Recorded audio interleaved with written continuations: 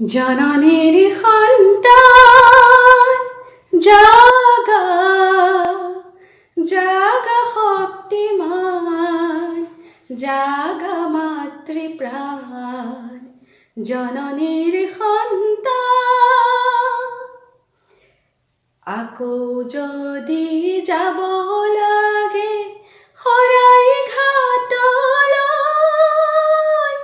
লৈ পাৰৰ ডেকা বন্ধু নাথাকিবাৰৈ লৈ পাৰৰ ডেকা বন্ধু নাথাকিবাৰৈ। মৰমৰ ছাত্ৰ ছাত্ৰীসকল, দুটামান জনপ্ৰিয় গীতৰ কলিৰে অষ্টম শ্ৰেণীৰ অসমীয়া পাঠলৈ তোমালোকক পুনৰ স্বাগতম জনাইছোঁ। আশা ৰাখিছোঁ তোমালোক কুশলে আছা। তোমালোকে গীতকেইটা শুনি কেনে পালা বাৰু? প্ৰতিটো গীততেই আছে দেশৰ মাটিৰ গুণ, দেশ ভাল পোৱাৰ আহ্বান, নহয়নে? সেই একেই অনুভৱকেই জাগি উঠে যেতিয়া আমি বিদ্যালয়ত ৰাষ্ট্ৰীয় সংগীত, জাতীয় সংগীত আদি পৰিৱেশন কৰোঁ। বীৰ শ্বহীদসকলৰ প্ৰতিমূৰ্তি দেখিলেও আমাৰ সেই একেই অনুভৱকেই জাগি উঠে, নহয়নে? আমাৰ মনত এনেদৰে দেশপ্ৰেম জাগ্ৰত হোৱাটো প্ৰয়োজন, যিহেতু আমি দেশ মাতৃৰ সন্তান।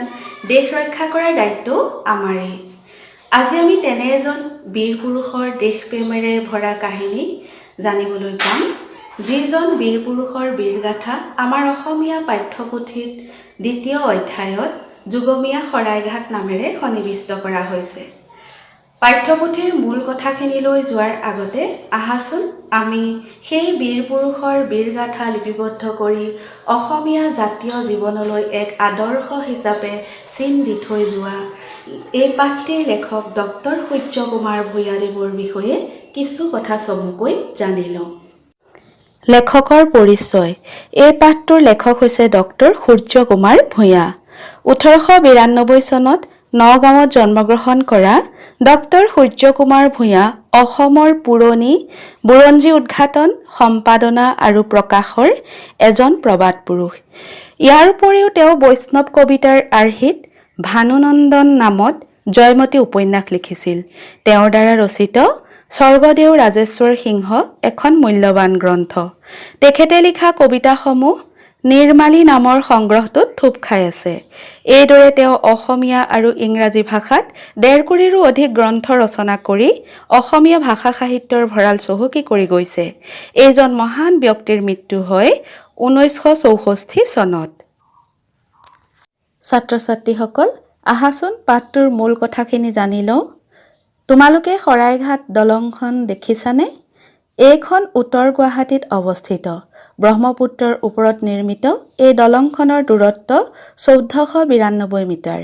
1962 চনত দলংখন মুকলি কৰা হৈছিল। শৰাইঘাট দলঙৰ দুয়োপাৰে দুজন বীৰৰ প্ৰতিমূৰ্তি আছে।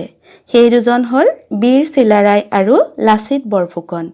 এই দলংখনে অসমৰ ইতিহাস প্ৰসিদ্ধ 1671 চনত সংঘটিত হোৱা শৰাইঘাটৰ যুদ্ধৰ স্মৃতি চিৰযুগমীয়া কৰি ৰাখিছে। লুইতৰ পানী বৈ থাকে মানে শৰাইঘাটৰ যুঁজৰ তাৎপৰ্য অসম ইতিহাসৰ পাতত জিলিকি থাকিব। এই যুদ্ধতেই অসমীয়া সৈন্যৰ কৰ্মদক্ষতা, বীৰত্ব আৰু অদম্য দেশপ্ৰেমৰ চানেকি প্ৰতিফলিত হৈছে। অসমৰ জাতীয় চেতনা জগাই তুলিবলৈ এই শৰাইঘাটৰ কাহিনীয়ে যথেষ্ট, যাৰ পৰা আমি শিক্ষা লাভ কৰিব পাৰোঁ। অতীতৰ সেই শৰাইঘাট এতিয়া নাই। এতিয়া আমি অন্য এখন শৰাইঘাটত সকলো অসমীয়াই একত্ৰিত হৈ দেশ ৰক্ষাৰ মন্ত্ৰত একমুখী হোৱাৰ প্ৰয়োজন। কাৰণ আগৰ সমস্যাবোৰ আছিল কেৱল সামৰিক, কিন্তু আজিৰ মানুহে সামাজিক, ৰাজনৈতিক, অৰ্থনৈতিক অথবা ঐতিহ্য ৰক্ষাৰ বাবে সংঘৰ্ষ কৰিব লগা হয়। তাৰোপৰি অসমত বানপানীৰ সমস্যা, খৰাং বতৰৰ সমস্যা, ভূঁইকঁপ, মাৰি মৰক, জাতি সংঘৰ্ষ, সীমা সংঘৰ্ষ, বিশ্বজগতৰ লগত যোগাযোগৰ সমস্যা, শিক্ষা বিষয়ক সমস্যা আৰু শাসন কাৰ্যৰ সুচাৰু সম্পাদনৰ সমস্যা আদিৰ অন্ত নাই। এটা সমস্যাৰ সমাধান হ'লে আন এটা সমস্যাই মূৰ দাঙি উঠে। এয়াই অসমৰ জাতীয় জীৱনৰ চিৰন্তন পটভূমি। এই সমস্যাবোৰ ভালদৰে সমাধান কৰিব পাৰিলেহে অসমৰ অস্তিত্ব ৰক্ষা হ'ব। লাচিত বৰফুকনৰ দৰে মহাৰথীসকলে যি সুদৃঢ় মনোবৃত্তি আৰু একান্ত দেশপ্ৰেমেৰে সেই কালৰ সমস্যাবোৰৰ সমাধান কৰিছিল। সেই মনোবৃত্তি আৰু একাগ্ৰ দেশপ্ৰেম এতিয়া আমাৰ প্ৰতি মুহূৰ্ততেই আৱশ্যক। 1671 চনত সংঘটিত হোৱা শৰাইঘাট যুঁজৰ মূল সেনাপতি আছিল লাচিত বৰফুকন। এই যুদ্ধখন হৈছিল আহোম আৰু মোগলৰ মাজত। সেই সময়ত মোগলৰ বাদশ্বাহ ঔৰংজেবে সেনাপতি ৰামসিংহক অসম আক্ৰমণ কৰিবলৈ পঠাইছিল। কিন্তু অসমীয়া সৈন্যৰ পৰাক্ৰমত তেওঁলোক অসম এৰি যাবলৈ বাধ্য হ'ল। লাচিত বৰফুকন কেৱল যে যুদ্ধ কৌশলতহে পাৰ্গত আছিল এনে নহয়, তেওঁ অতিকৈ বাকপটু আছিল। তেওঁ মোগলৰ সেনাপতি ৰামসিংহক এচুঙা আফুগুটিৰ বিপৰীতে এচুঙা বালি দি অসমীয়া সৈন্য যে দুৰ্জেয় তাৰেই প্ৰমাণ কৰিছিল। আন কিছুমান কথাৰেও পাঠটিত লাচিতৰ বীৰত্ব প্ৰকাশিত হৈছে। শৰাইঘাটৰ যুদ্ধৰ বাবে গড় নিৰ্মাণৰ দায়িত্ব তেওঁ নিজৰ মোমায়েকক দিছিল, কিন্তু মোমায়েকে সেই কামত গাফিলতি কৰাৰ বাবে তেওঁ মোমায়েকক কাটি পেলালে আৰু ক'লে যে দেশতকৈ মোমাই ডাঙৰ নহয়। এনে কাৰ্যৰ ফলত আন সৈনিকসকলে ৰাতিটোৰ ভিতৰতেই গড় নিৰ্মাণ কৰি উলিয়াইছিল। লাচিতৰ এনে কাৰ্যই তেওঁৰ কৰ্তব্য নিষ্ঠাক সুন্দৰভাৱে প্ৰতিফলন ঘটাইছে। আন এক দৃশ্যইও লাচিতৰ অদম্য দেশপ্ৰেমৰ চানেকি তুলি ধৰিছে। যুদ্ধৰ সময়ত তেওঁ ভীষণ জ্বৰ উঠিছিল আৰু তেওঁ যুদ্ধলৈ যাব পৰা নাছিল, কিন্তু তেওঁ গম পাইছিল যে যুঁজত আহোম সৈন্য পিছ হুহকিছে। তেতিয়া তেওঁ নৰিয়া গাড়ী মোগলৰ বিৰুদ্ধে যুঁজিবলৈ এখন নাৱেৰে সৈতে আগবাঢ়ি গৈছিল। সেই সময়ত তেওঁ অসমীয়া সৈন্যক উদ্দেশ্যি কৈছিল যে, ৰনুৱাসকল, মই যুঁজিহে মৰিম। চিলা পৰ্বতৰ ওপৰত এটুকুৰা মাটি কিনি থৈছোঁ, তাতেই মোৰ শটো থবা, নাইবা বঙালী মোক ধৰি লৈ যাওক, তোমালোকে সুখেৰে ঘৰলৈ উভতি যোৱা।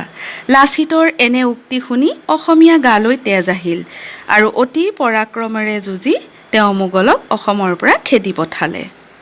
ছাত্ৰ ছাত্ৰীসকল, তোমালোকে ঘৰত পাঠটো দুবাৰমান পঢ়িবা। পাঠটোত কিছুমান কঠিন শব্দ মই বাছি উলিয়াই তাৰে অৰ্থ লিখি দিছোঁ, তোমালোকে চোৱাচোন। কঠিন শব্দৰ অৰ্থ সংঘবদ্ধ মানে একত্ৰিত হোৱা বা লগ হোৱা। সামৰিক শব্দৰ অৰ্থ হৈছে যুদ্ধ সম্বন্ধীয়। দুৰ্যোগ মানে বিপদৰ সময়। কুপ্ৰবৃত্তি মানে বেয়া ইচ্ছা। সুচাৰু মানে শৃংখলাবদ্ধ। লম্ভী শব্দৰ অৰ্থ হৈছে অপদেৱতাৰ দৰে মানুহৰ গাত প্ৰৱেশ কৰি। চিৰন্তন শব্দৰ অৰ্থ চিৰকলীয়া, পুৰণি কালৰ পৰা থকা। পটভূমি মানে মূল চিত্ৰৰ লগত অঁকা পৰিৱেশ। অস্তিত্ব শব্দৰ অৰ্থ হৈছে সত্তা বা স্থিতি। মনোবৃত্তি মানে মনৰ ভাৱ। একাগ্ৰ শব্দৰ অৰ্থ হৈছে একান্ত মনে বা মনোযোগেৰে। হৃদয়ংগম মানে মনত সোমোৱা। বাৰ্তা শব্দৰ অৰ্থ হৈছে বাতৰি। আত্মবিলোপ মানে নিজকে লুপ্ত কৰা অৱস্থা। বিচক্ষণ শব্দৰ অৰ্থ পাৰ্গত। অতুলনীয় শব্দৰ অৰ্থ তুলনাবিহীন। তোমালোকেও ঘৰত এনেদৰে কঠিন শব্দবোৰ বাছি উলিয়াই অৰ্থ লিখিবলৈ যত্ন কৰিবা। ছাত্ৰ ছাত্ৰীসকল, তোমালোকৰ সুবিধাৰ বাবে মই কেইটামান প্ৰশ্ন উত্তৰ তোমালোকৰ বাবে যুগুতাই আনিছোঁ। তাৰে প্ৰথম প্ৰশ্নটো, যুদ্ধত জয়ী হ'বলৈ যুদ্ধৰ আহিলাৰ বাহিৰে আৰু কিহৰ প্ৰয়োজন আছে লিখা। ইয়াৰ উত্তৰটো হৈছে, যুদ্ধত জয়ী হ'বলৈ যুদ্ধৰ আহিলাৰ বাহিৰে বেছি প্ৰয়োজন সৈনিকবৃন্দ আৰু সমগ্ৰ জাতিৰ স্বাৰ্থহীন মনোবৃত্তি, কৰ্মনিষ্ঠতা আৰু যুদ্ধ জয়ৰ কাৰণে উত্ৰাৱল আৰু নিশ্চিত অভিলাষ। দ্বিতীয় প্ৰশ্নটো হ'ল, শৰাইঘাটৰ ৰণত অসমৰ বিজয়ৰ মূলতে থকা কথাবোৰ লিখা। ইয়াৰ উত্তৰটো হ'ল, শৰাইঘাটৰ ৰণত অসমৰ বিজয়ৰ মূলতে আছিল সুচিন্তিত আঁচনি, বিচক্ষণ সংগঠন, শৃংখলাবদ্ধ আয়োজন, সুদৃঢ় নিয়মানুৱৰ্তিতা, বিপদত ধৈৰ্য, সংকটত নিৰ্ভীকতা, আমোলে দুৰ্নীতি দমন, দেশৰ মংগল কাৰ্যত সম্পূৰ্ণ আত্মবিলোপ আৰু স্বাৰ্থত্যাগ, আৰু আত্মকণ্ডলৰূপী বিষ বৃক্ষৰ গুৰিয়ে শিপাৰে ঠালে ঠেঙুলিয়ে উৎপাদন। ইয়াৰ তৃতীয় প্ৰশ্নটো হ'ল, প্ৰসংগ সংগতি দৰ্শাই বুজাই লিখা। ইয়াৰ বাক্যশাৰী হৈছে, অগ্নি, সৰ্প আৰু প্ৰলোভন এই তিনি একেধৰণেৰে বিষাক্ত। মই ব্যাখ্যাটো তোমালোকৰ বাবে আগবঢ়াইছোঁ।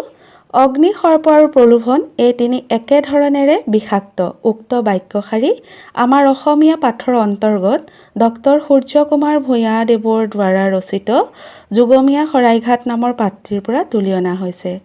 অগ্নি, সৰ্প আৰু প্ৰলোভন এই তিনিটাৰে দ্বাৰা যে সৰ্বনাশ সংঘটিত হ'ব পাৰে এই বাক্যশাৰীত তাকেই বুজাবলৈ চেষ্টা কৰা হৈছে। মোগলৰ সেনাপতি ৰামসিংহই আহোমৰ কটকী ৰামচৰণ আৰু নিমক লোভ লগাবলৈ ৰাজপুতনাৰ ফালৰ কাঠৰ চৰাই নাচ দেখুৱাইছিল।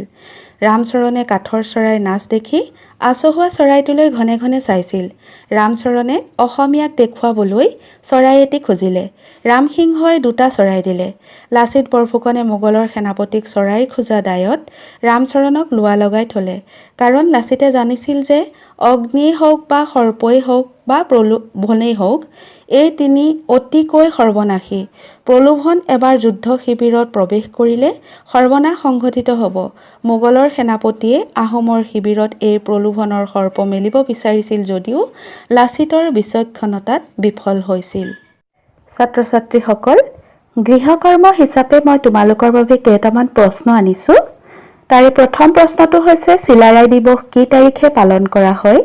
দ্বিতীয়টো লাচিত দিৱসৰ তাৎপৰ্য সম্পৰ্কে চমুকৈ লিখা। তৃতীয় প্ৰশ্নটো হৈছে চুকাফা দিৱস তথা অসম দিৱস কেতিয়া পালন কৰা হয়? আৰু 4 নম্বৰটো বা শেষৰটো হৈছে স্বৰ্গদেউ চক্ৰধ্বজ সিংহৰ বিষয়ে চমুকৈ লিখা। ছাত্ৰ ছাত্ৰীসকল, আজি এই পাঠটোৰ জৰিয়তে তোমালোকে অসমীয়া সৈন্যৰ অসীম বীৰত্বৰ বিষয়ে উপলব্ধি কৰিব পাৰিলা। আজি এই অসমখন হ'বলৈ অনেকখিনি বীৰ জোৱানে নিজৰ প্ৰাণ ত্যাগ কৰিব লগা হৈছিল। সেই সমস্যাবোৰ অতীততো আছিল, এতিয়াও আছে। সমস্যাবোৰ ৰাজনৈতিকেই হওক, অৰ্থনৈতিকেই হওক, সামাজিকেই হওক বা ঐতিহ্যিকেই হওক, সকলো সমস্যা আমি সমাধান কৰিব পাৰিম। সকলো সমস্যা সমাধান কৰি আমি বিজয়ৰ মুকুট পিন্ধিব পাৰিম যদিহে আমাৰ অন্তৰত থাকে অদম্য দেশপ্ৰেম। নিস্বাৰ্থ ত্যাগ কৰি নিৰ্ভীকতাৰে যদি আমি একত্ৰিত হৈ সকলো থিয় হওঁ, তেতিয়াহ'লে আমি হাজাৰ হাজাৰ সৈন্যক পৰাজিত কৰাৰ ক্ষমতা আমাৰ হাতত নিশ্চয় থাকিব। গতিকে ছাত্ৰ ছাত্ৰীসকল, তোমালোক সাহসী হ'ব লাগিব।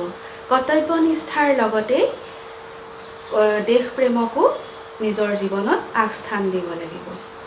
তোমালোক সকলোৱে দেশৰ এক অমূল্য মানৱ সম্পদ হিচাপে প্ৰতিষ্ঠিত হোৱা এই আশা লৈ আজিৰ পাঠ সামৰিছোঁ আৰু পুনৰ লগ হ'ম তোমালোকক অন্য এটি পাঠ লৈ। ধন্যবাদ।